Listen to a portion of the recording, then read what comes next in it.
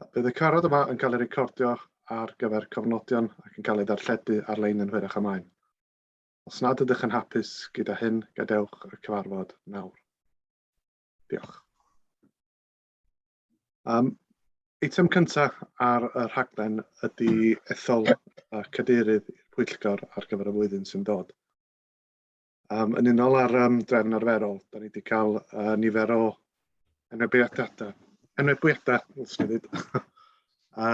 Ond dim ond un enw sydd wedi amlygu hyn, felly gael groesawu cynghorydd Elwyn Edwards yn ôl i'r cadar. Diolch yn fawr iawn chi. A diolch i bawb o'r pwyllgor hefyd. Diolch yn fawr. Reit, awn ni ymlaen efo'r rhaglen a'r nesaf di dewis is-gadeirydd. So ni enw e? Oes, da ni wedi cael nifer o enwebiadau eto.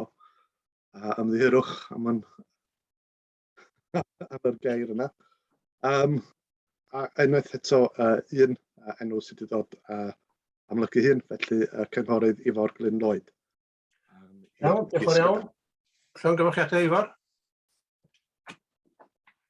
Diolch yn fawr am hynna. Tydy di ymddiheuriadau. Derbyn un ymddiheuriad gan Tim Jones. Iawn, diolch yn fawr iawn. Mr Cadeirydd, mae'r cynghorydd Meryl Roberts yn ymddiheuro fyd. Iawn, diolch yn fawr. Tasgan diddordeb rhywun.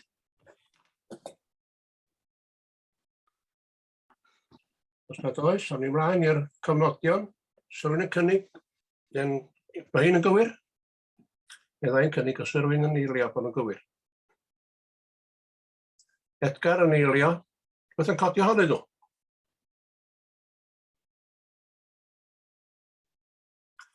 Os nad oes, newch chi ddangos bod yn cytuno bod yn gywir os gwelwch chi dda. Y llaw tic gwyrdd, neu'r groes goch.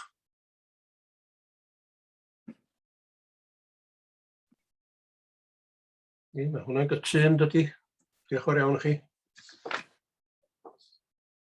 Penodi aelodau i wasanaethu ar baneli ymweld. Diolch Cadeirydd. Fel bydd llawer iawn ohonych chi'n ymwybodol, mae gennym ni ddau banel ymweld. Pwrpas y paneli ymweld ydy, wrth gwrs, ydy pryd ydych chi fel pwyllgor ddim mor siŵr am ryw benderfyniad ydych chi'n teimlo bod chi angen gweld y safle i wneud y penderfyniad. Dyna pryd mae'r panel ymweld yn cael ei ddefnyddio. Da ni'n rhannu'r paneli fyny i'r de a'r gogledd, felly 9 aelod yn panel y de a 9 aelod yn panel y gogledd. Fel ydych chi'n gweld o'r papur, mae 'na 7 oedd ar y panel deheuol o'r blaen yn fan'na. Da ni angen 2 mwy yn fan'na, neu os mae rhai o'r 7 yna eisiau newid panel, mi geith nhw. Does dim rhaid i chi sticio efo'r un panel, ond fysa wneud pethau'n haws wrach. A mae 'na 4 aelod oedd yn flaenorol hefo'r panel y gogledd. So, da ni angen 5 arall yn fan'na. Ond eto, does dim rheidrwydd i'r 4 yna aros yn y gogledd os maen nhw eisiau trio'r de. Jyst i roi rhyw fath o flas i chi, prin iawn mae'r paneli yn cael ei ddefnyddio. Dyla'r papur a'r pwyllgorau fod yn digonol fel arfer i ni wneud penderfyniadau a lluniau ac yn y blaen a'r cwestiynau sydd yn dilyn. Felly, prin iawn maen nhw'n cael ei defnyddio sa'n amcan rhyw unwaith y flwyddyn os hynna. Maen nhw'n cael ei ddefnyddio, felly prin iawn maen nhw'n cael ei ddefnyddio.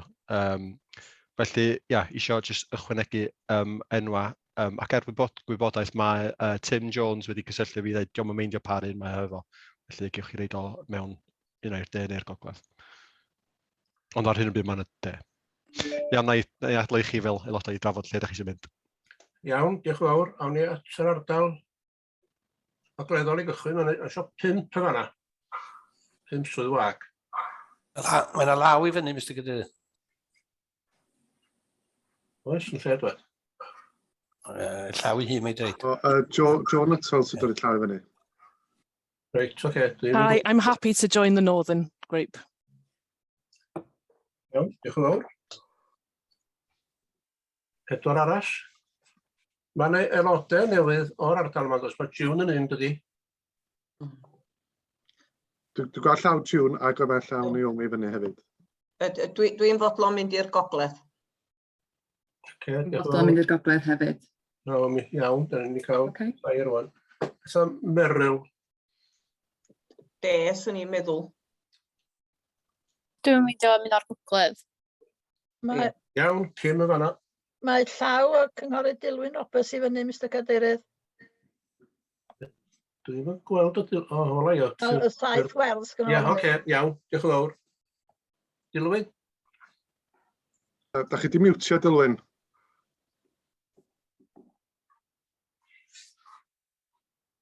Dilwyn, da chi di miwtio?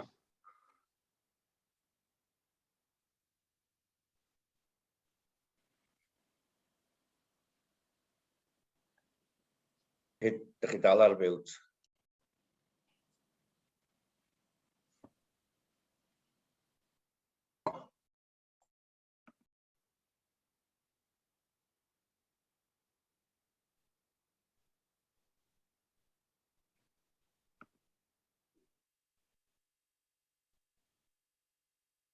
Dilyn, da chi eisiau clicio ar bwtwm meicroffon yn y gwlad ochr chwith, dwi'n meddwl yma. Na fo, dwi'n meddwl wedi clywed chi fan. Dio di dwad o'n? Yndi, gret. Na fo, dwi wedi gael o. Yndi. Mae'n ddrwg yna i Mr Cadeirydd, am yna, yr unig beth o'n i ddeud oedd os oes gynnach chi angen rhywun yn yr ardal yma na i wneud. Iawn, diolch yn fawr, da ni'n gyfan ysyn, da ni? Da ni cael 5. Mae yna 9 i'r gogledd y fanna. Dwi'n meddwl, da ni angen un arall i'r de, ond y delyth yr aelod newydd fydd hynna'n de, felly da ni'n iawn o'n diolch. Mae dweud 2 swydd wag yn ardal y de fan hyn. Yndan, ond mae hynna'n gadael Meryl sydd ddim yna heddiw, a'r aelod newydd sydd wedi penodi gan y Llywodraeth delyth fydd hi'n adran ardal y de hefyd. A dwi'n meddwl mae'n byw yn ochr mwy tuag at ochr de, dwi'n meddwl. Iawn, diolch yn iawn am hynna. Awn ni mlaen i eitem rhyw 7. Mae yna law i fyny, Cadeirydd. Sori, Owain. Diolch, Mr Cadeirydd. Gan o fi yn anhebyg iawn o fod yn presennol yn un o'r ardaloedd gogleddol. Da chi'n dal yn un yn brin o bosib. Dwi'n gweithio allan pwy sydd i fod yna. Pwynt dda.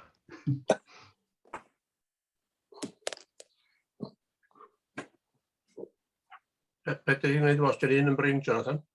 Owain yn mynd, ie? Da ni isio un enw arall, felly o be wela i hyd yma, mae gennym ni i'r gogledd, mae gennym ni Ifor, Edgar, Tracy, Joe, June, Naomi, Kim a Dilwyn. So mae hynna'n 1, 2, 3, 4, 5, 6, 7, 8. So da ni isio un arall.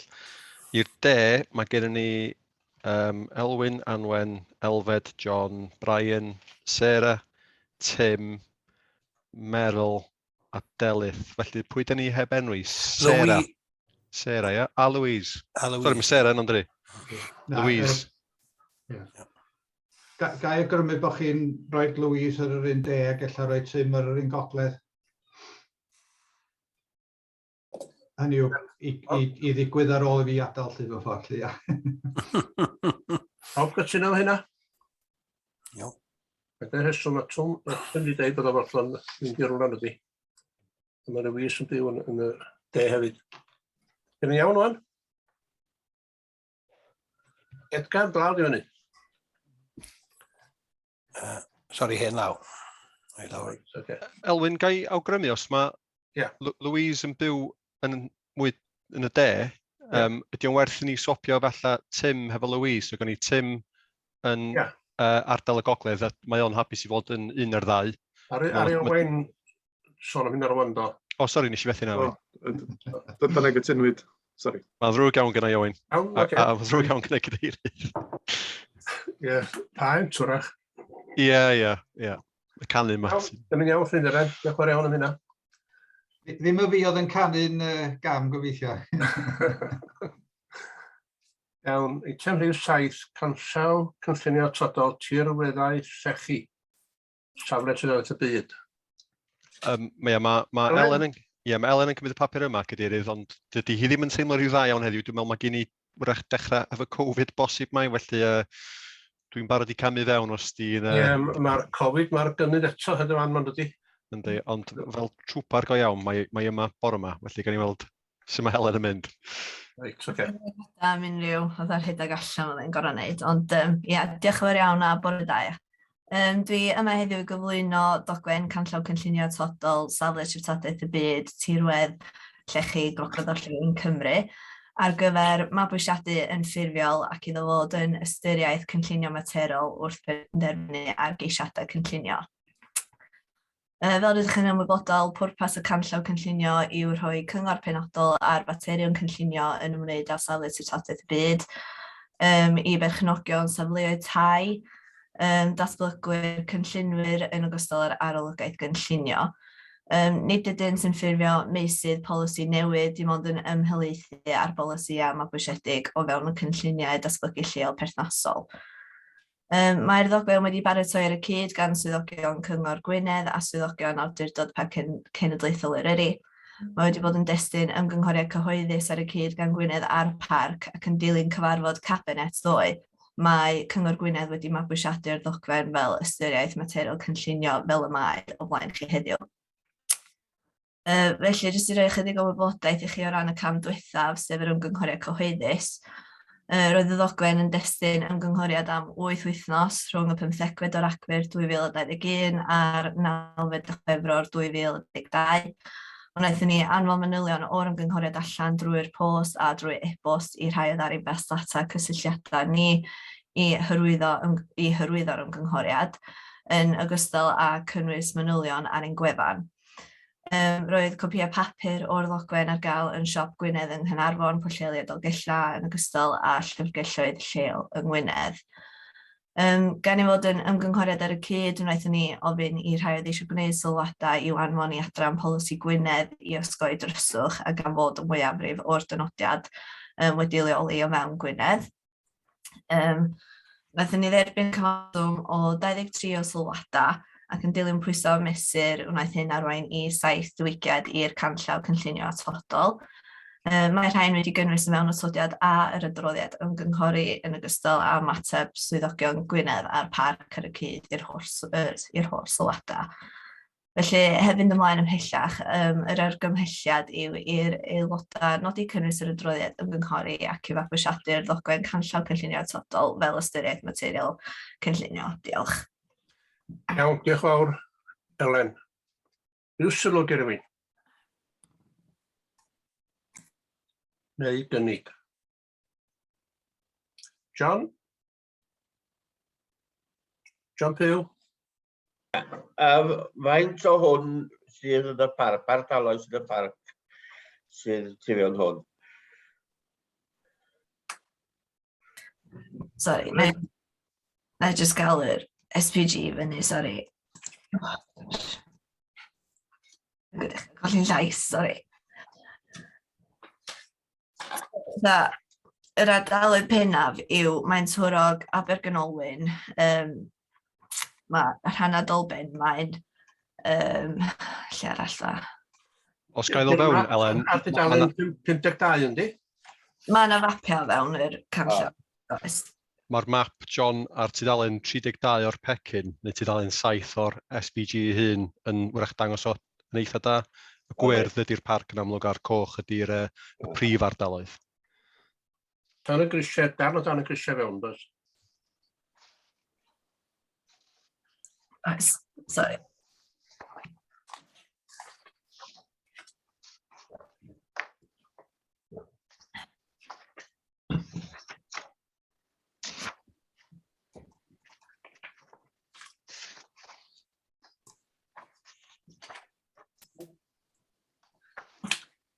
Iawn, sy'n rhyw sylw pellach ar hwnna?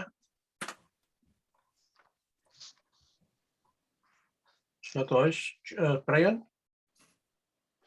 Thank you, Chair. Yeah, first of all, I'd like to thank officers for bringing this forward. I think it's going to be a very useful document. Yeah, I've got one main question, really, and that is what is proposed to ensure that those residents in those areas know that this additional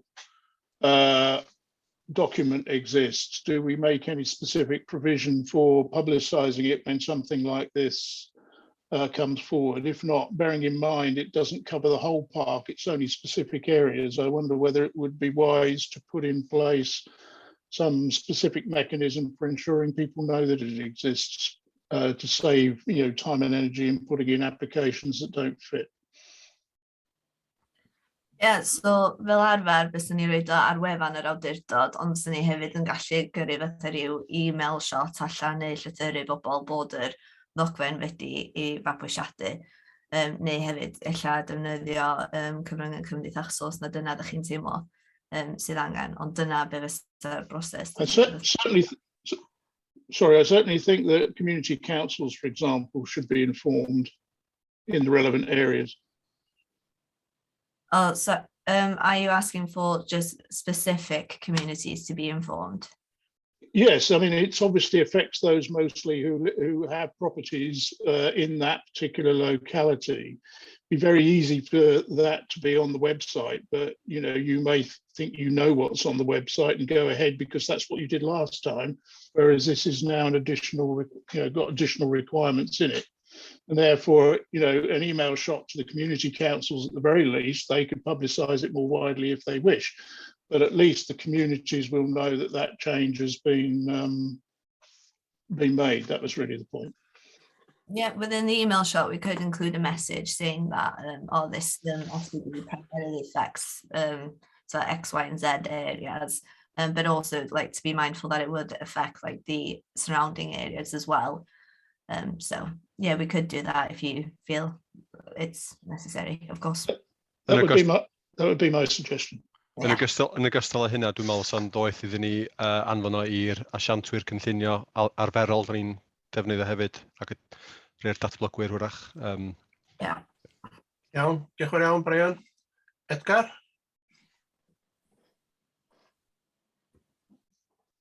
Mr. Cadeirydd, mynd I gynnig yr argymelliad o'n i. Diolch. Iawn, sy'n rhywun yn eilio'r argymelliad? Owen? Ti'n eilio, Owen? Na, eisiau gwneud sylw dweud, please. Oce, dwi'n gofyn am eilydd i'r argymelliad. Dwi'n fodlon eilio. Na ni, oce, diolch yn fawr. Elfed? Jyst meddwl, sy'n fo darn gohelaeth o ardal Stiniog yn y peth yma wan, sy'n fo'r treftadaeth yma. Sut da ni fel parc yn mynd I fedru gan bo blaena ar ardal yna ddim yno fo, sgwna ni ddeud yn y mater sydd ben biweithio mwy na byd yn ardal Stiniog, bod ni yn y parc a di blaena ffestiniog ddim yno fo. Meddwl, beth di'r balans neu beth da ni'n neud ynglyn â hynny. Ond hynny sneu, dwi'n cefnogi'r cais mewn ffordd.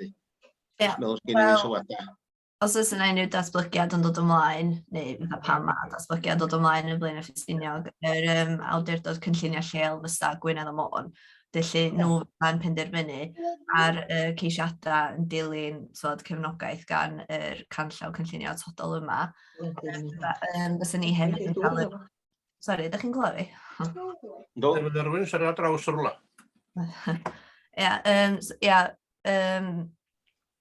Lle ni'n mynd da? Bysa ni wedyn fel awdurdod hefyd, gan bod blaena yn reit agos I ffin y parc, fysa ni'n cael yn trin fatha consulti i'r cais, beth fatha os yn cael ei ystyried yn berthnasol I ni, felly dyna fysa'r broses yn cael ei dilyn. Yr un drefn sy'n bodoli rwan, os yw'n mwynhau, ia? Ie. Oce, diolch yn fawr. Mae Cadw hefyd yn cael ei ymgynghori efo hefyd, sori. So fe Cadw yn rhan o'r broses benderfynu ar y ceisiadau hefyd. Iawn, Elfed, ti'n iawn? Diolch yn fawr, diolch ti, diolch. Iawn, diolch yn fawr iawn. Kim? Diolch Cadeirydd. Na, dwi'n cytuno efo Elen, jyst eisiau codi un typo ni, os mae hynna'n iawn. Ar tudalen 42. Mae jyst yn dweud di cydran yn lle cydran. So dwi'n jyst pigo hwnna fyny I chdi.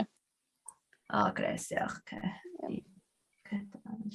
Diolch. Diolch yn fawr iawn. Diolch. Owain. Diolch, Mr Cadeirydd.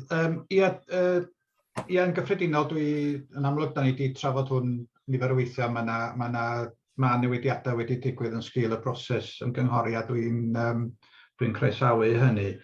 Fel mae'r aelodau'n gwybod, wrth gwrs, mae SPG yna i fanylu'n ar agweddau technegol o bolisi, ond yn y bon mae o'n blentyn i'r polisi ei hun. Ac beth sy'n i dan sylw yn ffordd ydy edrych ymlaen wan, mi fydd yna gyfnod lle mi fydd yr awdurdod hwn yn adolygu i bolisia cynllunio. Ar hyn o bryd, dwi'n gweld ar tudalen 43 o'r pecyn 18 ar y cynllun ei hun. Mae yna restr o bolisia perthnasol y cynllun datblygu lleol ni yn fyna. Mae'n haro fi, wrth gwrs, mae yna ddau beth sydd ar fi'n digwydd o ran polisi yn y maes yma. Un ydy mabwysiadu twristiaeth cynnyladwy, ac ar hyn o bryd mae'r polisi yna'n deud uchafu buddiannau economaidd. Does na ddim sôn ynglyn ag ardrawiad ar y gymuned, ac wrth gwrs, da ni hefyd yn y broses o adolygu'n polisiau ieithyddol ni.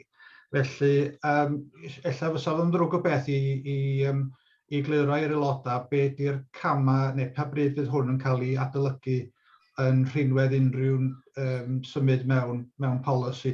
Dwi'n gwybod ella bod ni'n edrych 4-5 mlynedd lawr y lein, ond dwi'n meddwl ella fysa'n ddim yn ddrwg o beth i aelodau cael deall beth ydy broses o adolygu yr SPG maes o law. Iawn, diolch o Wayne. Elen, ysdyn ôl? So ni jyst yn mynd i ddeud lle fatha'n draddodiadol fydd yr canllawia cynllunio atodol yn cael ei adolygu yn dilyn i'r cynllun datblygu lleol gael ei diwygio a'i fabwysiadu eto. So felly dyna be fysa'r broses. Does na'm rili'n byd mwy i ddeud na hynny. Iawn, diolch yn fawr iawn. Iawn o Wayne? Yndi, ond ella i raddau, ydy'r canllaw mae wedi i future-proofio, os liciwch chi, ac i ba raddau lle mewn ffordd. Mae o wedi trio bod yn future-proofed, ond wrth gwrs dylse bod beth sy'n dod yn dod yn ei flaen chwaith, os oes rhyw polisi a prifyd polisi cynllunio Cymru yn cael ei adnewyddu a ddogfen fframwaith datblygu Cymru hefyd. Felly, mae o wedi cael ei future-proofio i'r gorau posib ar hyn o bryd. Mae'r ddogfen wedi cael ei drafftio, wedi bod yn cael ei drafftio ers 2019. Felly, da ni wedi trio cynnwys yr holl ganllawiau a'r strategaethau sydd ar hyn o bryd o fewn y canllaw. Ond wrth gwrs, da ni ond yn gallu mynd off efo beth sydd wedi fabwysiadu ar hyn o bryd. Ond wedyn yn dilyn adolygu'r cynllun datblygu lleol, wel yna trigger i adolygu yr canllaw cynllunio atodol yma, felly fysa yn dilyn mabwysiadu'r cynllun datblygu lleol. Diolch yn fawr. Iawn, diolch Elen. Diolch yn fawr. Ifor? Just cwestiwn gyffredinol. Faint mor aml da ni'n adolygu'r SPGs? Da ni'n edrych ar yr LDPs pob peder, ond faint o weithio da ni'n sbio ar SPGs ar ôl cael ei mabwysiadu? Felly, y cam cyntaf yn dilyn mabwysiadu cynllun datblygu lleol ydy adolygu'r canllawia cynllunio atodol lle bo angen, lle da ni'n teimlo na heina sydd angen cael ei adolygu. Mae gan bod gennym ni gymaint lle mae yna hierarchaeth yn cael ei sefydlu yn wledig ar y polisiau newydd sydd wedi cael ei fabwysiadu ac unrhyw datblygiadau sydd wedi digwydd o fewn yn gyffredinol ar lefel dwi'n meddwl yn geiriau Cymraeg national, on a national and local level. Felly, really, cam cyntaf dilyn mabwysiadu'r cynllun datblygu lleol ydy adolygu canllawia cynllunio atodol. Diolch. Thank you. Iawn, diolch yn iawn. Naomi? Ond just isio ofyn cwestiwn, os o'n ni ystyried cyfraniad i'r cymuned lleol yn yr SPG? Diolch, Elen. Sori, nes i'n cweith deall y cwestiwn cyfraniad o ran... Sori, dwi'n dall. Wel, da chi'n gofyn cwestiynau yn yr SPG, cwestiynau i'w hystyried. Ond oes dim cwestiwn am beth yw'r cyfraniad i'r cymuned lleol, clyfristeren neu rhywbeth fel yna? Reit, oce, ia. So, mae hynna rhywbeth fysyn ni yn ystyried yn seiliedig ar yn ein cynllun datblygu lleol ni, lle fatha'n deud am Gwynedd lle, ond so hwnna'n dod o dan polisi datblygu un lle ti yn ystyried yr ardal lleol yn ehangach i'r datblygiad, so felly fysa y polisi yna yn cael ei werthredu yn yr achos yna lle. A mae hynna eto'n seiliedig ar raddfa a lleoliad y datblygiad, wrth gwrs, fysa chi'n mynd ystyried y cyfraniad ar extension a household development lle, so felly mae o'n seiliedig ar y math o ddatblygiad. Jyst mi gael o fewn ar y pwynt yna hefyd, di'r enwebiad safle treftadaeth y byd, dio ddim yn dod hefo'r unrhyw arian. Does o ddim cyfraniad arian gyhoeddi sydd yn uniongyrchol reid fewn oherwydd yn sgil y dynodiad, felly ddim ni fel awdurdod y cynllunio, ond y cyngor sir yn benodol, ond maen nhw yn ceisio, mae'n rhaid i cyfleoedd i ymgeisio am grantiau ac yn y blaen a cyfleoedd ariannol fel yna, felly mae yna potensial iddyn nhw gyfrannu'n ariannol, ond yn amlwg mae hwnna'n rhywbeth ar wahân i'r rôl cynllunio ni sydd yn y bôn yn delio efo ceisiadau'n bri. Iawn, Naomi? Iawn, diolch. Iawn, diolch yn iawn. Dwi'n yn gweld yr un law arall. Di fyny? Sa rhywun isio cyfrannu eto neu gofyn cwestiwn? Os nad oes, mi awn ni mlaen i dderbyn yr adroddiad. Mae Edgar wedi cynnig mae June wedi eilio bod ni'n derbyn yr adroddiad. Dych chi bob ddangos os gwelwch chi dda? Llaw werdd neu'r croes goch. Mae hwnna'n unfrydol o werdd yn dydi. Dyn ni? Iawn. Diolch yn fawr iawn i chi. Iawn, diolch yn fawr. A diolch am yr adroddiad. Elen, gobeithio ti well. Diolch yn fawr. Yn ymlaen felly i'r ceisiadau cynllunio rhif 8, Maes Parcio Capel Curig. Richard Thomas, ia?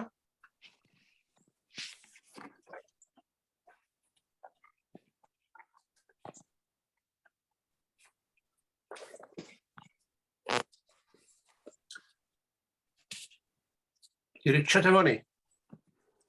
Dwi'n gobeithio. Dwi'n meddwl bod Richard ar mute, mae'n trio siarad yn meddwl, ond... Ia, dwi yma. Oce, iawn. Diolch yn fawr, Cadeirydd, bore da. This is an application, I think I'm sharing the screen, for electric substation. Not yet, Richard. There's no screen sharing yet. Okay.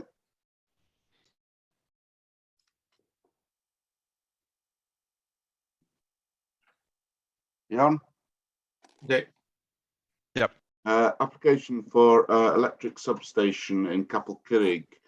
Members might recall this was originally presented in March of this year and was deferred for further clarification. Just for the benefit of the new members, I'll do a quick resume of the application. It is a very small substation in the corner of one of our National Park owned car parks. The intention is that the substation is required to enable undergrounding of poles and lines and 4 other transformers within Capel Curig to benefit the environment and visual effect of the overhead lines. At the time, in March, members, if you recall, you asked for clarification on 8 points, which I've tabulated on page 89 of the agenda. We've had a revised plan, which they've been able to push the substation back 2 meters, which has enabled the retention of the 2 sessile oaks, which was the main concern of members.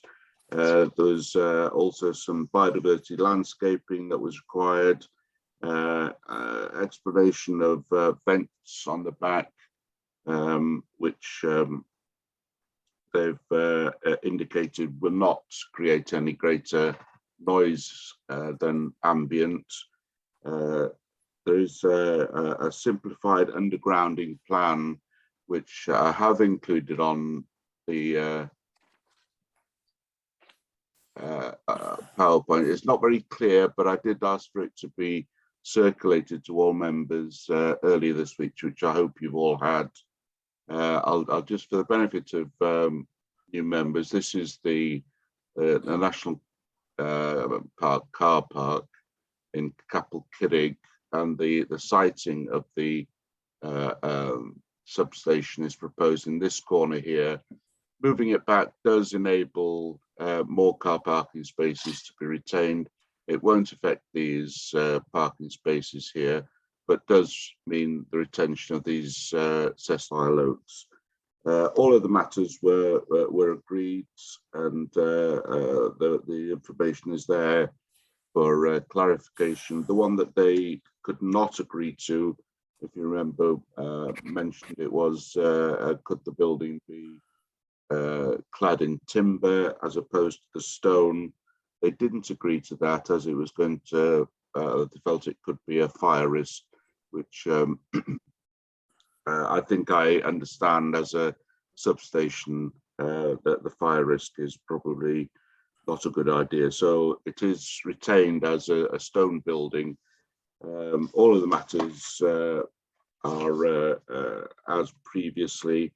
The benefit is that I think it's 34 poles that will be removed, including this one here, and the more intrusive H poles with the transformers sort of hanging off them. So all of those will go. There's I've measured it out. It's about 3 kilometers of overhead cables that will be removed in and around Capel Curig, to the benefit of the visual special quality of the park. So recommendation remains as previously, with the additional conditions for biodiversity enhancement and landscaping, which will be a pre-commencement condition. So recommendation is to approve. Iawn, diolch yn fawr iawn, Richard. Gawn ni lyniau'r pwyllgor yn ôl, os gwelwch chi dda.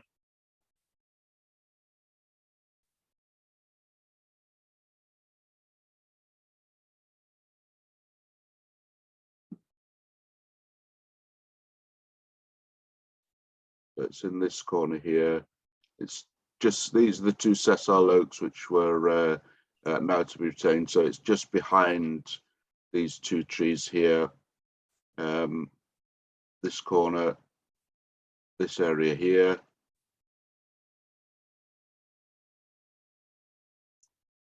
That area there. Just have a run through the plans as well. So the building has been moved back 2 meters. I think it was suggested we might tie it into the wall, but what they've asked for is access all around the building, so that for maintenance purposes, and it's a different ownership, so they would have to get an easement to get access round the back. So, but moving it back 2 meters has retained the trees, and the biodiversity enhancements. If you recall, there is already a hedge being proposed here, but we'll get some more trees in and around the site as well. We haven't had that plan yet, but it is suggested as a pre-commencement condition.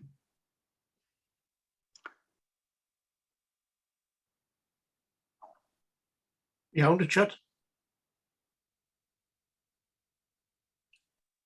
Diolch yn fawr.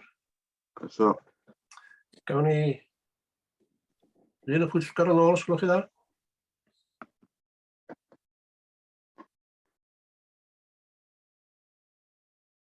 Iawn, diolch yn fawr. Joe. Diolch. Just a question about access when the car park's full at the peak of the season. Will it need a car parking space? Is there space for a vehicle to park?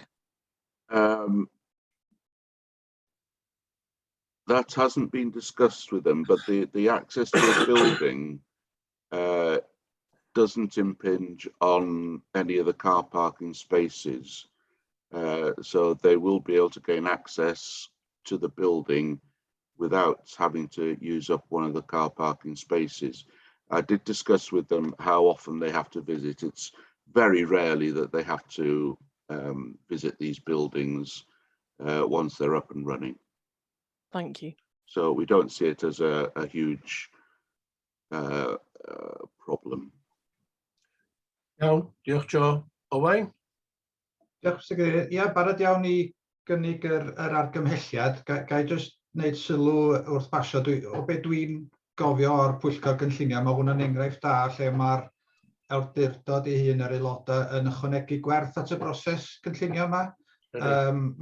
Dwi'n meddwl o gathon ni drafodaeth da iawn yn y pwyllgor dwytha, ac mae'n amlwg bod ansawdd y cais wedi dwy'n ffrwyth yn sgil y drafodaeth hynny, felly barod iawn i gynnig. Sa rwy'n eilio'r cynnig? Ifor yn eilio, oce, diolch yn fawr. Ifor i siarad. Diolch yn fawr. Ie, ga i jyst ategu be mae Owain newydd ddeud. A neis gweld y proses yn gweithio, bod nhw wedi mynd yn dol a wedi addasu'r yr darlun. A mae o'n wedi lliniaru lot gwell fan ac yn cyd-destun y parc, mae o'n gweithio. Diolch. Iawn, diolch yn iawn Ifor. John? Ie, dim problem gyda'r cynllunio. Y fi gododd efo'r cladio fo coed yn hytrach na cerig oherwydd carbon. Os fydda eisiau lot llai o carbon. Sydd o bosib wneud am bosib wneud.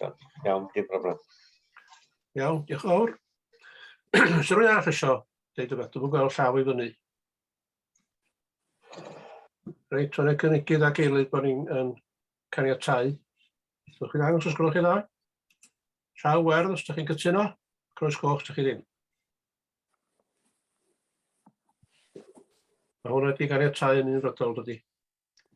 Mae di caniatáu yndi. Iawn, diolch yn iawn. Awn ni ymlaen i'r nesaf. Aberdyfi. Addasu allanol, addasu y cymestyn balcony presennol. Ga i just, cyn cychwyn ar hwn, Cadeirydd, ga i just gyflwyno Sophie Berry, dwi'n meddwl bydd rhywun ohonych chi wedi cyrraedd Sophie o'r blaen. Oherwydd mae Iona ar mamolaeth a mae Sara wedi'n gadael ni i fynd i Cyfoeth Naturiol Cymru. Mae Sophie Berry a mae Emma hefyd yn gweithio ni o cwmni ymgynghori Prospero. Felly dwi'n falch iawn bod nhw'n helpu ni allan tra da ni'n fynd allan i'r farchnad i chwilio am rhywun i gymryd lle Sara. Diolch. Iawn, diolch yn iawn. Croeso i chi. Sophie? Diolch, Chair. Bore da. Okay, so I'm going to share my screen now. Okay, can you all see the presentation? Yep. Okay, so this application is reported to committee because there's an objection from the Community Council because they considered there would be an adverse impact on the neighbouring properties and the character of the area. It's for an extension of an existing balcony and some minor alterations to openings on the facade of the building. Okay, so as you can see, the property is located on the seafront. It's actually positioned at a slight angle to some of the other properties, so it's not as obvious within the street scene as what some of the other properties would be. It's within the conservation area, and this is the property here. As you can see, it's already got an existing balcony, on the front of the building and a bay window. It's surrounded by residential properties to either side, and there's some steps coming down to the street with a parking area at the front. These are just some close-ups from the deck. So this is, if you were stood on the deck up here, this is what you'd see. This is the main entrance to the building, which is recessed and provides access onto the deck itself. And this is just a view from underneath the deck with the steps coming down, which then lead down onto street level. Okay, this is the existing deck in plan form. As you can see here, that's the recessed entrance, and then there's a sash window here, and here's the deck. Now this is the proposal. As you can see, the deck isn't increasing in depth at all. It is increasing in width. So it's extending slightly left towards the bay, whereas previously, as you can see, there was a gap. And then it's extending to the right-hand side as well, to the end of the what was a sash, but it's being replaced with a set of double doors. It's been extended to the end here, and a spiral staircase will then descend down to the lower level. If I just switch to the next slide, you can see a comparison of the two. So the depth is the same, the width is increasing, and actually the width of the deck is actually no more, in fact, a little bit less than where the existing steps go to across the front of the building.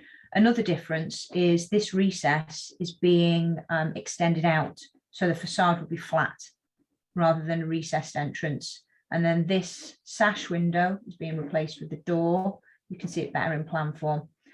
So as you can see here, they've kept the shape of the recess, so visually the impact will be the same. After we received the community council objection, the agent amended the design. This window was going to be arched like this entrance, but they changed it back so that it matches more of the shape of the existing building, and I think it retains some of the symmetry that the existing building has here. And these are just some views of the street. So this is looking west towards the property. Here's the property in the distance here. As you can see, some other the property is unique in the street scene in terms of its position and its aspect and its design. But as you can see, there are some other examples of buildings with steps leading down to the street, some other examples of balconies. And you can see here, the buildings towards this side of the property, they don't have the additions like the properties up the other end. As you get closer to town, they seem to dwindle off. And here's just some close-up images. You can see the property here, and these are the nearby properties. If you're looking down towards the property from the eastern end, really the proposal is not going to be obvious within the street scene because of the angle of the property, and it's obscured in a way by this row of buildings here. Okay, just a couple of other views, and here's just another example of a balcony further up the street and a concealed balcony here. Okay, so overall, in conclusion, it won't affect the visual appearance of the property within the street. It's in keeping with the character. In terms of the additional impact, it's minimal. There's no impact in terms of amenity of neighbours, because it extends the existing balcony, no further depth. And just to clarify a point, actually, you can see that on this side of the neighbouring property, there are no windows, so it's not going to have an impact in terms of overlooking or adverse impact on privacy there. So we're recommending approval with a couple of conditions. One, that it shouldn't be creosoted, stained or painted, and another is to implement the installation of a bird box, which has been proposed on plans. Thank you. Iawn, diolch yn fawr, Sophie.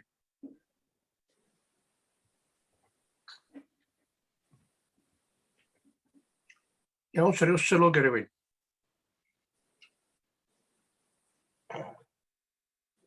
Edgar. Gynnig bod ni'n mynd efo'r argymelliad, dwi'n gwybod bod yn neud gwahaniaeth o gwbl. Diolch yn fawr. Os o'i eilydd? John, Ilio? Na, rhywbeth i'n dweud. Trafodaeth gyntaf cyn eiliad. Okay. Gai eilio'r argymhelliad, please. Iawn, diolch yn fawr, Cym yn eilio. Diolch yn fawr iawn o'na. Reit, John i siarad. Ia, sydd yn broblem o'n yr unig beth efo'r drws gafod o fewn a diolch yn ei wahaniaeth ydy dryseru chi gyd i fewn ac os fydd hwn dod allan fydd o'n gwneud gwahaniaeth i drychiad i gymaru llefydd eraill. So, dwi'n gwybod, lot o bwrpas fo'n dod allan os ydy am wneud, os ydy llaeth i fewn ynddo. Pwynt bach, gan. Sophie? Okay, if I just bring up the floor plans, then we can compare. Okay, I think the difference is that it would give them more room and improve the access onto the property, and you can see that they're making some internal changes, whereas if they didn't move the door out, they wouldn't necessarily be able to implement that, as it would block the access there, I think. My view is that visually the appearance is, the same. The impact on the visual appearance of the building, I don't think it has any negative effect.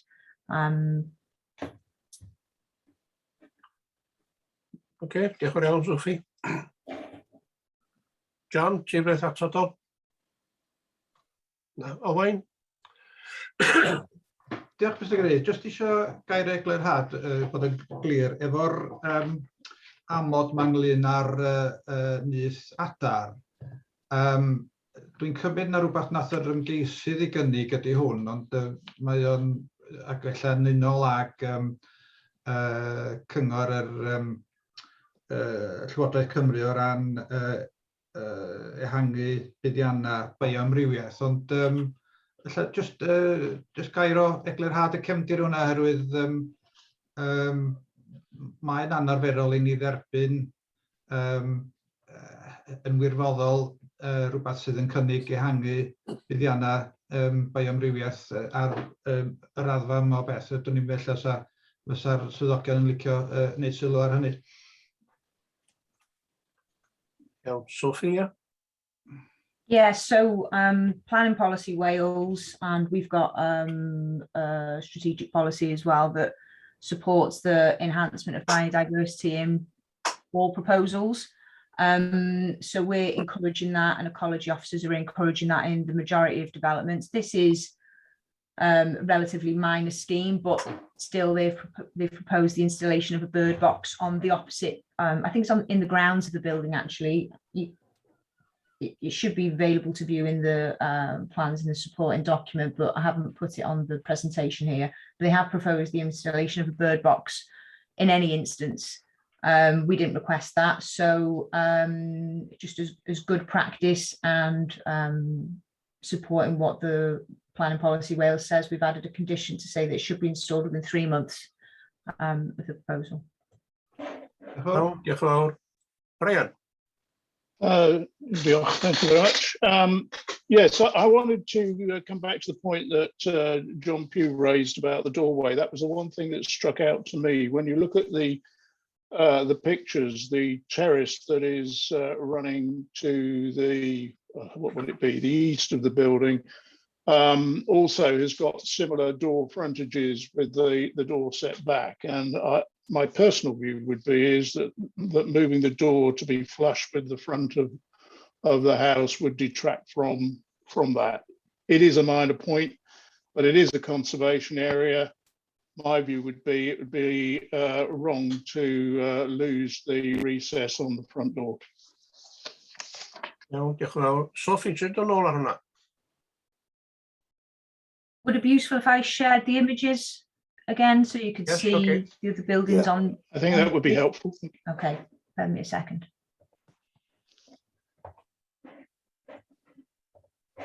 Okay, so this is the recess we were talking about.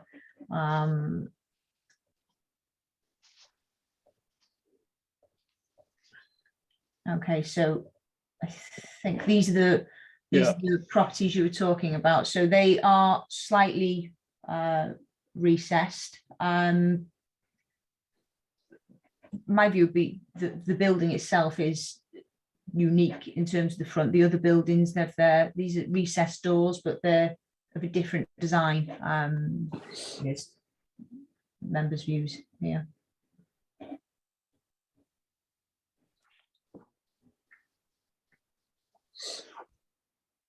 Yeah, I mean, I just think it alters the architecture more, but as I say, it's a personal view, and other members may feel that it's immaterial. But my proposal would be that we accepted with at least some recess retained on the door to retain the street view, and the other doors, which I agree are completely different, the other side, that's not where you see that door from. Just, os gael o fewn ar hwn, jyst i fod yn glir, yn amlwg mae rhaid ni fel arfer just derbyn neu gwrthod y dyluniad sydd o'n blaen ni. Felly, Iawn, diolch am godi'r pwynt. John?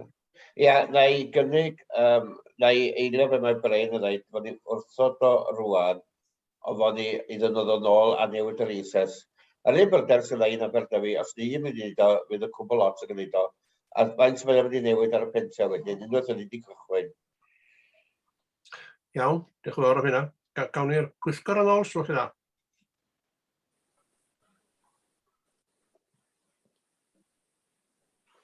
Os gael ddod i mewn ar hynna, mae yna gynnig wedi cael ei wneud a wedi cael ei eilio efo'r argymhelliad. Amlwg, mae cynnig i wrthod sydd hefyd wedi cael ei eilio. Dydy o ddim, wrth gwrs, yn welliant. Felly, yr cynnig cyntaf oedden ni'n bleidleisio ar yn gyntaf, sef i ganiatáu. Ac os di hwnna'n methu, os yw'r cynnig yna methu, yna mi fyddan ni yn mynd i'r ail gynnig sydd wedi cael ei wneud gan Brian ac Eilig gan John. Iawn, diolch yn fawr iawn hwnna. Ifor? Ie, just cwestiwn i Iwan. Hwn ydy'r cais, tro gyntaf i'r cais mae dod o'n blaen ni. So mi fysa nhw'n gallu ail-submitio efo rhyw fath o addasiad i'r dyluniad. Dwi'n iawn? Na, dal hwnna i John ateb. Ie, wrth gwrs, mi rydd unrhyw, os maen nhw'n dod ymlaen efo rhyw newid i'r gais. Os mae'n cael ei wrthod, dydwch, yr opsiynau fydd i dod ymlaen efo diwygiad i'r cais neu apelio y penderfyniad. Ond maen nhw'n cael hwnna yn rhadeg am ddim, fatha free run, yn dyn? Ie. Iawn, oce, diolch. Iawn, diolch yn fawr. Dwi ddim yn gweld llaw neb arall. Mae Richard efo sylw yn fama yn dweud bosib os bydd y colli'r porch bach na, y recess na, bosib bydd hwnna'n permitted development. Dwi ddim yn berffaith siŵr off the top of my head, heb checio. Richard, do you want to come in at all before it goes to the vote?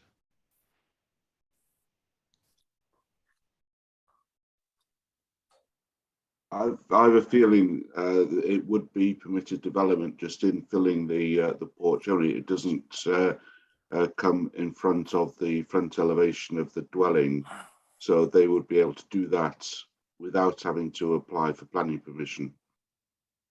Iawn, diolch yn fawr iawn hynna. Unless any of my colleagues disagree.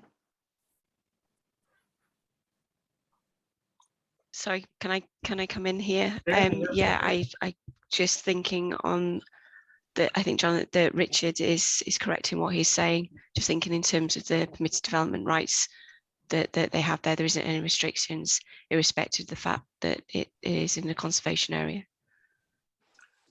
Okay, diolch yn fawr. Edgar? Wel, am wedi gloi ar y diwedd o'n i, Mr Cadeirydd, iawn. John?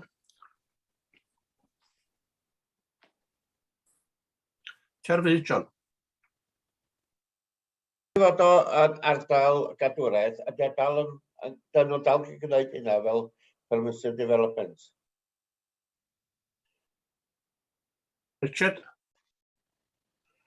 Richard? I think that's correct, yes.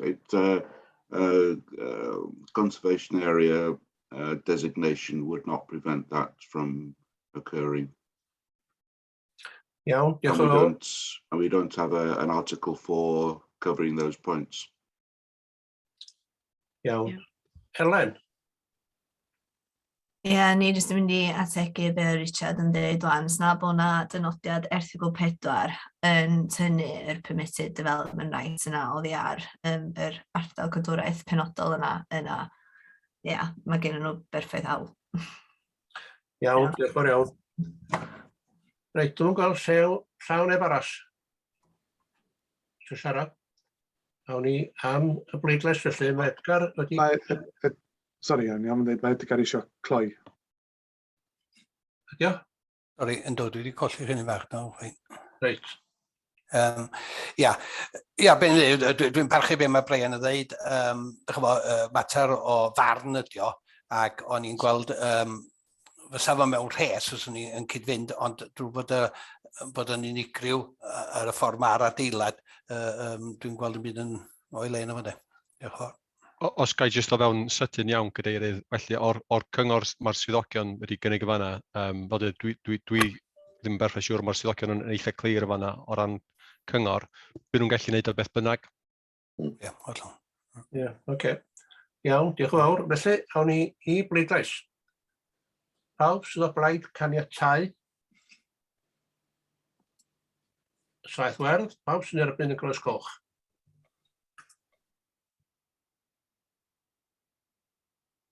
Mae hwnna wedi ei gario o 10 i 3. Iawn, diolch yn fawr. 10 i 4, sori. 10 i 4, na ni, oce. Nawn ni ymlaen felly, hwnna wedi ganiatáu i'r rhestr achosion cydymffurfiaeth.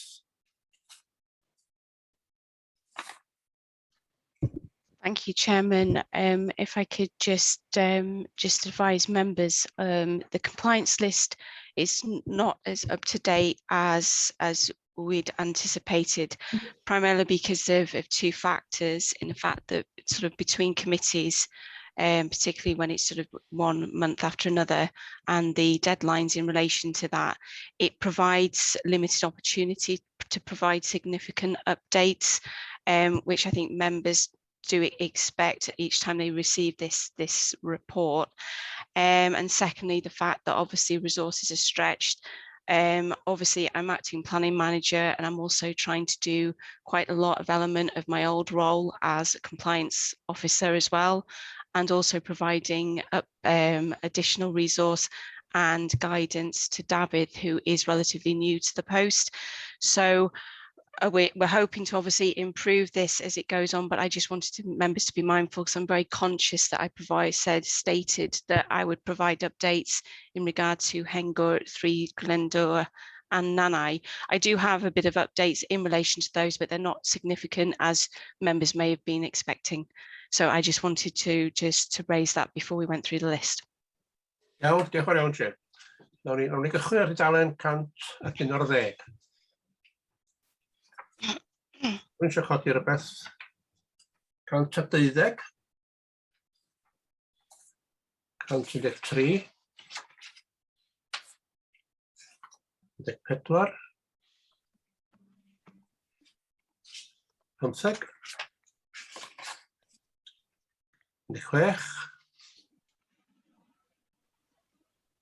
16, 17, 18, 19. Llaw Edgar i fyny, Elwyn. Reit, oce. Ar 18, Mr Cadeirydd, Castell Cydwm, Betws Garmon. Ydy'r un o? Castell Cydwm, Betws Garmon. 23, ie? Sori, 23, ie. Ie, oce. Ac beth sydd efo hwn, mae yna lot o gwynod i bod y wedyn, wedi gyfer glaw, mae da ni gael. Bod y dŵr, mae yna dylla yn y wal, lle mae'r dŵr i fod i ddiflannu, lle. Ond mae o'n hel yna, am bod o'n cael ei llnau gan aml neu beth bynnag ydy'r heswm. Ond dwi'n meddwl oedden ni edrych i fewn efo, cos mae o'n berig pan mae hanner y ffordd o dan dŵr ar y wyndwad yn sydyn. Os o'n ni jyst cael rhywun i edrych ar hynny, sgwch ha. Iawn, diolch yn fawr. Cos efo asiant mae o wan, mae gynnon ni asiant i fynd ar ei ôl wan os oes o beth eisiau neud. Diolch yn fawr. Iawn, diolch. Dilwyn. Diolch yn fawr iawn chi, Cadeirydd. Dwi'n gwybod bod ar tudalen 119, rhif 29, y machno 1 yn Pemachno, dwi'n cael ar ddall gyn y Cyngor Cymuned bod hwn ar fynd dipyn o amser, bod yna gwynion dio fewn, os yna rhyw ddiweddariad, ac hefyd Cadeirydd os gai, a jyst addysgu'n hun ydw i yn fama wrth gwrs. Pan mae'n gwynion fel un, neu pan mae'n geisiadau cynllunio yn dod i fewn, be ydy'r arferiad gynnach chi fel parc? Ydyn ni fel aelodau lleol yn cael gwybod neu dio fyny ni archwilio i edrych os oes na rhywbeth, da chi'n nabod fi'n meddwl. Iawn, diolch yn fawr. Jane neu John, ateb hwnna, dyn ni'n cael gwybodaeth i fod. Ar ceisiadau cynllunio, Dilwyn, dylech chi gael, dwi'n gwrs mae wedi cael ei sefydlu eto efo'r aelodau newydd, yn dylech chi gael rhestr o ceisiadau cynllunio. Gret. So dylech chi gael e-bost hefo'r dyma'r ceisiadau cynllunio am yr wsos neu'r bythefnos cyfnod nesaf. Os da chi eisiau, fydden ni ymgynghori chi ar bob cais unigol yn eich ardal. Os hwnna rhywbeth chi eisiau gwneud, ni'n jyst gallu gyrru rhestr o ceisiadau newydd sydd wedi dod fewn. Mae hynna fyny iddi chi. Dwi ddim yn ymwybodol ein bod ni yn rhannu'r rhestr gorfodaeth yma. Mae hwn jyst cael ei gyflwyno i bob pwyllgor. Felly, dwi'n gwrs da chi eisiau rhywbeth pellach na hynna. Mae hwn jyst yn gyfle i chi.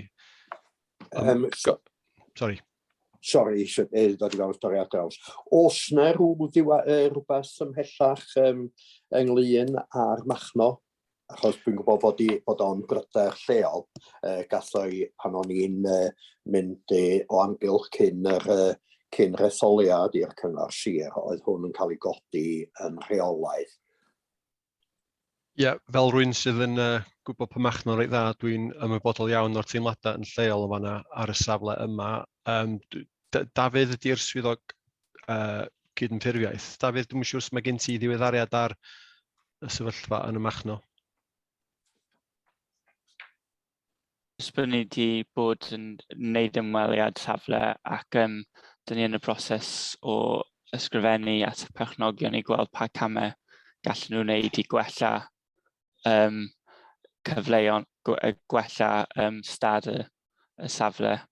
A gweld pa camau, os mae'n expedient i wneud unrhyw gamau ar ôl hynny. Yn hanesyddol, dwi'n meddwl ar hwn, mae hwn yn... Mae yna flerwch ar y safle.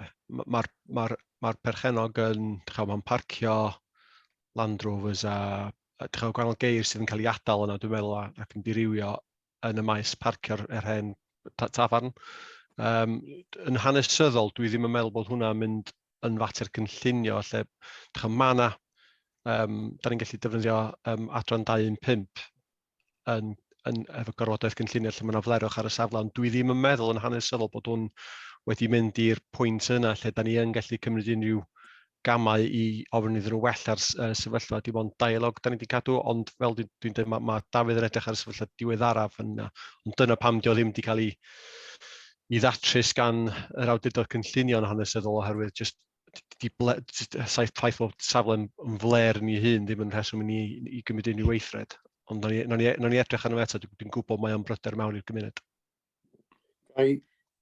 Jyst gofyn yn fan'na hefyd, dwi'n cofio'n union, da ni sôn am pas 12 neu 40 o wahanol gerbydau felly ar y safle.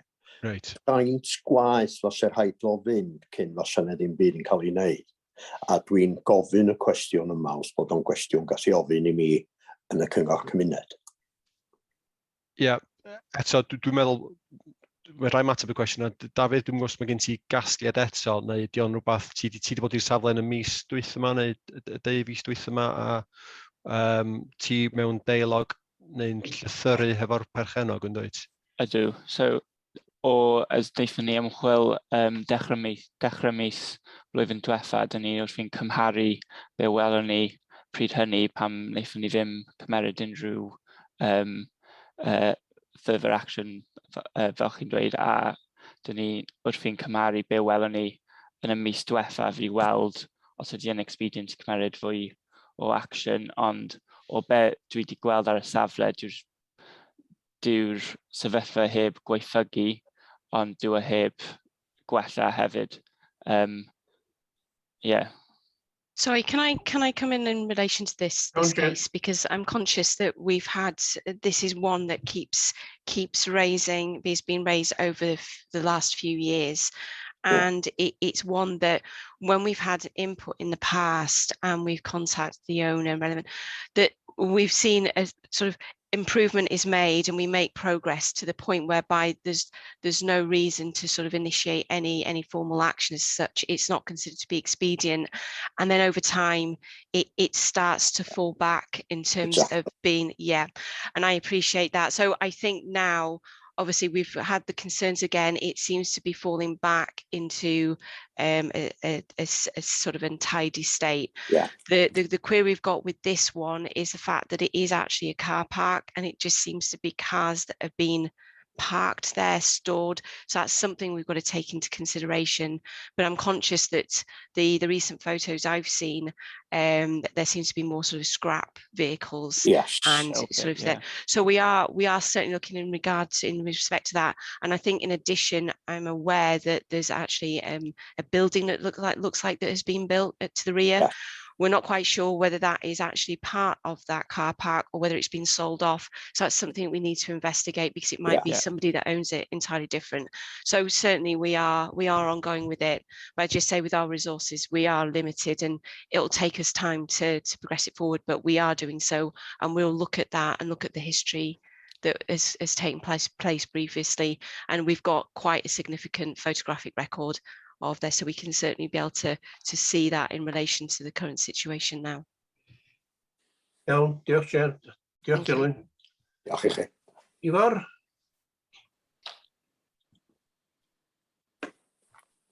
Terfyd Ifor. Yn technoleg. Rhif 20 ar dudalen 120. Ie, mae'n dal sylw oherwydd yn ystod y cyfnod clo, ond y lot o carafannau statig ma'n cael i defnyddio i fyw yn nhw. Dwi eisiau gwybod cefndir ar hwn, dweud gwir, cos mae hwn wedi bod yn ei le ers 2019. A rwan y mis Mai, mae wedi cael Section 330. So, pan bod o yn y lle cyntaf, oedden nhw'n trosi hen building, ac oedden nhw'n byw yn y carafan, a mae wedi cymryd yn hirach, neu jyst eisiau gwybod y cefndir o'n i. The background with this particular case, as I understand it, was one that my colleague was involved with, and I've taken it over because he's moved to policy.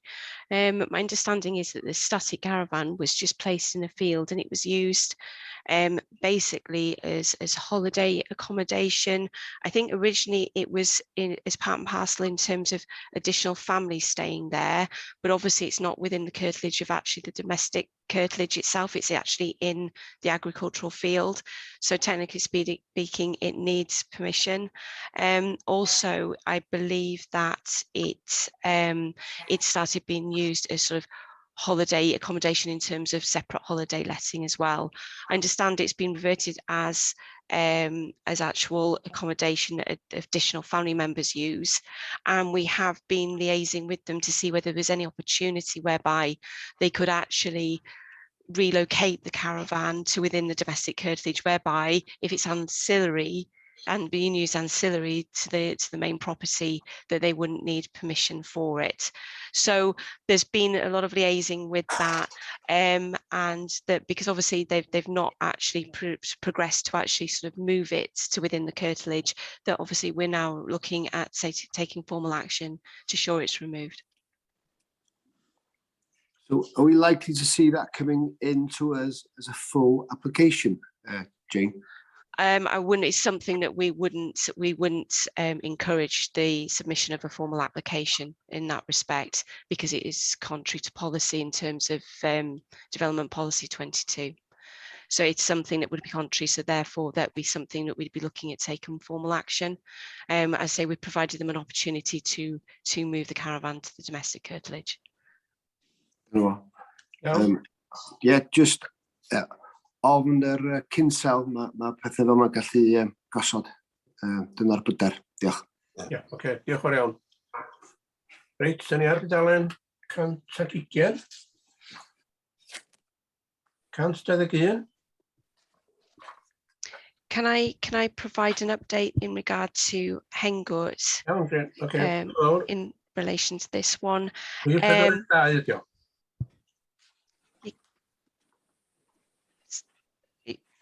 Sorry, yeah, number 42.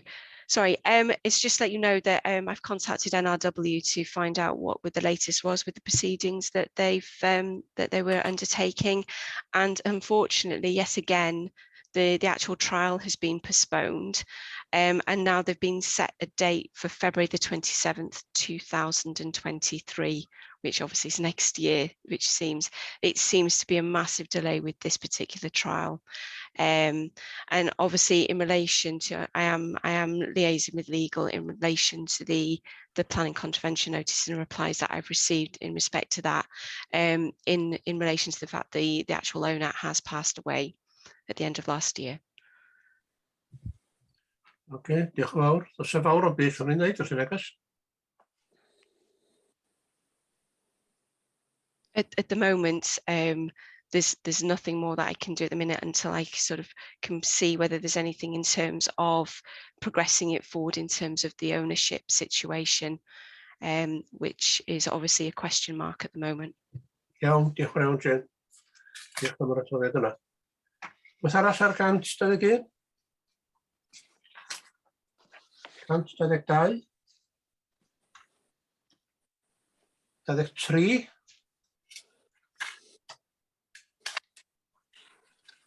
24. Yeah, Mr. Chairman, is it okay that I can just may provide a brief update in respect to this case? It's more, and it's also in relation, probably in relation to Nanai as well. Sorry? Harry, yeah. Right, 3 Glyndor is 47, that's on page 124. It's just to basically advise that the sort of limited, I've had a limited opportunity to do any significant update with this, but other to advise members that there is a forum, a meeting that has been set up, or a group, management group being set up with Gwynedd Council. Basically it deals with empty properties and the management of those and bringing them back into use. We had our first meeting at the end of last week, I believe it was, and that we have actually asked for the Glyndor property in Bryn Creek and also Nanai to be placed on the priority list of progressing forward. So Gwynedd Council will also have some involvement in terms of having sort of like an interdepartment sort of approach in terms of how we can try and resolve the situation both of these properties. So hopefully that will be a good opportunity to try and get some kind of progress with this, not just looking at the planning process, but also looking at other elements in terms of council tax, taxation in general, but also building control and housing and so forth. So that's just, that was it. I didn't know more on that one. Diolch yn fawr, Jane. Diolch yn wybodaeth yna. O'n i'n mlaen I gael y dudalen 125. 26. 27. A dyna ni. Mlaen i'r grŵp nesaf. Cytundebau adran 106 gwybodaeth eto fan hyn. Rhyw gwestiwn gyda chi ar 129. A 130. Os na, does, ond ymlaen I geisiadau na phenderfynwyd arnynt. Rhain eto i'r gwybodaeth I 132, 133, 134, 135. Mae gyda'i law gyda ni, mae gyda'i law. Tudalen 133, dwi wedi godi o blaen. Ar yw John? Tudalen 133, Gwastraff Coed Aberangell, yr ail ar y dudalen. Mae hwnnw ymlaen i iawn. Reit. Ryw ddiweddariad. My understanding with that particular application is that the amended plans have been sought and that they'll be going to reconsultation. I don't have anything further in respect to that, but I'm conscious that the case officer is discussing in terms of the design of that, and the amended plans have been sought. Okay, diolch yn fawr. Iawn, Anwen. Diolch, Mr Cadeirydd. Cais efo'r yn y adran ail ymgynghori ar dudalen 134, cais marchad y ffermwyr Dolgella. Diweddariad, dwi wedi cael ar ddallt cwbl mae y parc yn aros am ydi sêl bendith yr ecolegydd ar adran gadwraeth.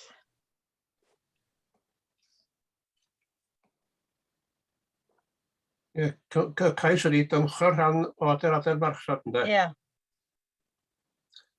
1, 2, 3, 4, 5 i lawr ar dudalen 134 ydi o. Ie. Yeah, sorry, I will need to contact the officer who's handling that application and get back to you. Gai jyst nôl mewn yna, wrach, rhaid fi ddatgan ddordeb, achos dwi'n un o'r gyfrafddalwyr yn Babs Mans. Iawn. Oce. Gawn ni adrodd pellach rhywun account, felly Jenny. Diolch, Jen. Yes, absolutely. Right, I'll provide one next time. Dalen 135 gwrth wynebiadau gan gymdogion. Ystyriaeth. Felly ni fanna wedyn, dyn ni'n gymlaen, wedyn ni eto rhif 10. Cymeradwyo penodi un swydd wag achlysurol ar gyfer fforwm mynediad lleol y de. Dafydd, ie? Mae Peter Rutherford yma, dwi'n meddwl, cadeirydd. A fe weld o, ia. Helo. Di pawb yn clywed fi? Ynddi. Wel, gynta, croeso mawr i'r aelodau newydd. Dwi'n gwybod mae hwn yn dipyn o learning curve i pawb.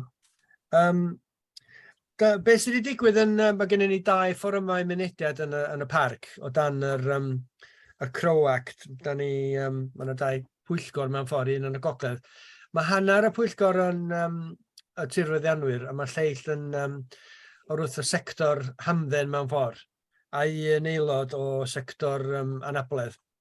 Ac mae yna 19 o aelodau yn y de, 19 yn y gogledd. Mae yna un person wedi gadael ni yn y de, sef Andy Hall, oedd o'n cynwyr ac rhedag autocentre ystolwm yn y de parc. A da ni'n angen gael rhywun arall i fel replacements. So da ni wedi gael yn geisydd gen Dafydd Davies.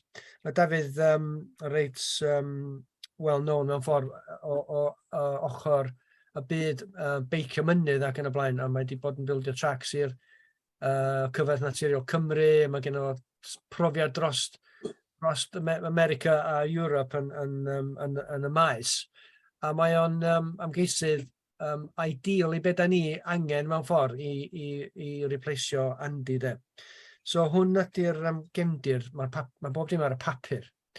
A beth sy'n ni'n licio wneud, mae bob opsiwn gorau dod at chi mewn ffordd i chi gael cefnogi ni efo'r amgeisydd felly de. So mae'n dyn sydd, mae hwn wedi digwydd sawl gwaith yn y gorffennol, ond hwn dy'r un gyntaf da ni wedi gael esta 2 flynedd, dwi'n meddwl. So be dwi'n angen, really, ydy'r cefnogaeth gyn y pwyllgor heddiw. Diolch. Iawn, diolch yn iawn. Rhyw sylw neu gynnig gan rywun? John? Charlie, John. Gai gyfnogi'r cais? Iawn, Seilydd? Oes fi. Oce, diolch yn fawr. Diolch yn iawn chi. Elfed? A jyst dweud, dwi'n nabod yr ymgeisydd yn iawn, mae'n byw yn bell wrth ei, mae wedi gwneud gwaith anhygoel o'r beicio mynydd, a di Dafydd yn mynd yn dda iawn i ddiweddar, a dwi'n siŵr so'n cael swydd fel hyn, yr rhan efo chi, Peter, dwi'n siŵr so'n fyd o les iddo fo ac i ni fel parc, dwi'n meddwl, so dwi'n gefnogol iawn i Dafydd yn mynd efo chi, yma sy'n gret. Diolch. Diolch yn iawn chi. Gret. Tracy?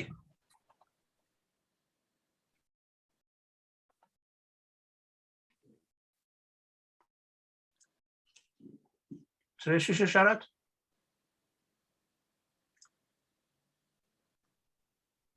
What's your bid, Tracy? Fi, yeah? Yeah. Do I have to declare an interest here? Because mae David yn gweithio I fi. Yeah, so well i chdi declare, wel, mae fyny y pwyllgor. Yeah. Iawn, diolch yn fawr. Well, datgan diddordeb, Tracy, bysa. Iawn. Eich chdi'n yr stafell aros, ie? Na just cael heg. Ti'n gallu? Iawn, oce. Reit, dwi'n gweld bod neb arall eisiau siarad. Ni yna neu gynnig ag gilydd bod ni'n derbyn. Newch chi ddangos, sgwrwch chi dda. Saith werdd. Os ydych chi'n derbyn. A mae hwnna'n unfrydol, dydi. Reit. Yna di gario, yndi. Iawn, diolch yn iawn i chi. Diolch yn iawn, pawb. Diolch yn iawn. Diolch yn iawn, diolch Peter, diolch yn droddiad. Mae'n ymlaen i geisiadau wedi eu caniatau. Gwybodaeth i chi. Dalen 119, 140, 141. Sy'n cwestiwn gen i mi? 142. Os nag oes, o'n i ymlaen i geisiadau wedi gwrthod ar y dalen 143. Sy'n cwestiwn o fanna? 144. Dyna ni. Apel. Penderfyniad ar apel di hwn, er gwybodaeth. A dyna ni, dyna meddwl, dyna di gorffen. Diolch yn fawr iawn i chi.